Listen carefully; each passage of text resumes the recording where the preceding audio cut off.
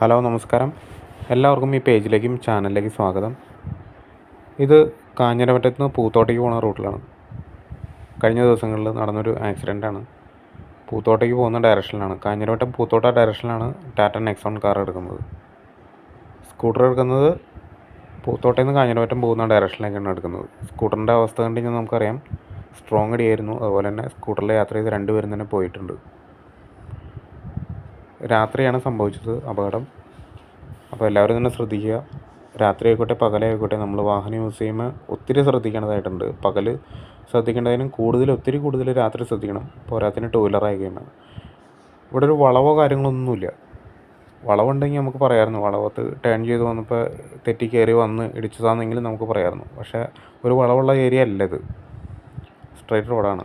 പക്ഷേ നല്ല സ്പീഡിൽ പോകുന്ന ഒരു റോഡാണ്. ഇപ്പോൾ കുറച്ച് നാളുകളായിട്ട് തന്നെ ഈ റോഡിൽ രാത്രി കുറച്ച് തിരക്ക് കൂടി വന്നിട്ടുണ്ട്.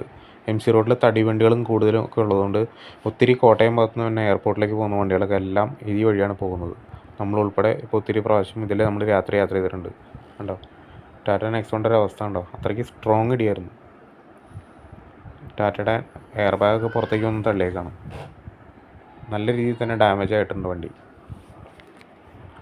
അപ്പോൾ രാത്രി യാത്ര ചെയ്യുന്ന സ്കൂട്ടർ ചേട്ടന്മാരെ, കാർ ഡ്രൈവർമാരെ, മറ്റെല്ലാ ഡ്രൈവേഴ്സിനോടും പകൽ നമ്മൾ ശ്രദ്ധിക്കണതിൻ്റെ ഇരട്ടി നമ്മൾ രാത്രി ശ്രദ്ധിക്കണം. അതുപോലെ തന്നെ ഉറക്കമൊക്കെ വേണ്ടെങ്കിൽ നമുക്ക് പരമാവധി ഉറങ്ങി തീർത്തിട്ട് അവോയ്ഡ് ചെയ്തിട്ട് വേണം നമ്മൾ യാത്ര ചെയ്യാനായിട്ട്. പിന്നെ സ്കൂട്ടർ ചേട്ടന്മാരെ, ഇത് സ്കൂട്ടർ ഓടിക്കുമ്പോൾ അതിന് 2 ടയറേ ഉള്ളൂ എന്നുള്ള ഒരൊറ്റ കാര്യം നമ്മൾ മനസ്സിൽ എപ്പോഴും ചിന്ത വേണം. കാരണം എവിടെയെങ്കിലും തൊട്ടി മറിഞ്ഞു കഴിഞ്ഞാൽ ഏറ്റവും കൂടുതൽ നമുക്ക് പരിക്ക് പറ്റാൻ സാധ്യതയുള്ളൊരു വാഹനമാണ് ഈ ടൂ വീലറും സൈക്കിളും അതുപോലുള്ള വണ്ടികൾ.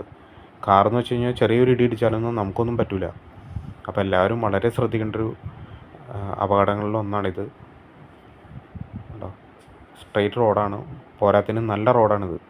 അത്യാവശ്യം ഈ റോഡെന്ന് പറഞ്ഞു കഴിഞ്ഞാൽ ആകെ പറയാനായിട്ട് കുറച്ച് സ്ഥലത്ത് കുറച്ച് കട്ട വരിച്ച സ്ഥലങ്ങളുണ്ട്.